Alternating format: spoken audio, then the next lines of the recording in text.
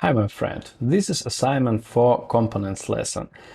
This one is bigger than the previous, but this is very important topic. So what do we have here? You have some source images of three persons and three bubble gums.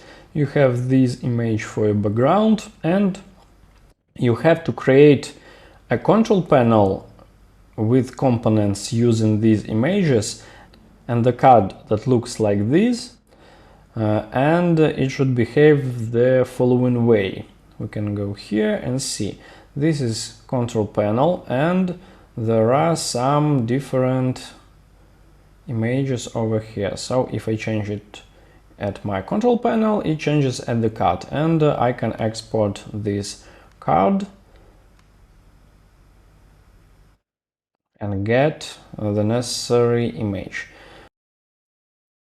So this is the task for this assignment. It will require more time from you than the previous lessons, but this is a really important topic, and while creating something like this, you'll understand how to work with all these elements, how to set alignments, how to set intervals, how to use auto layouts here, because there are a lot of auto layouts in this example, and you understand how all this works and you will master your skills a lot.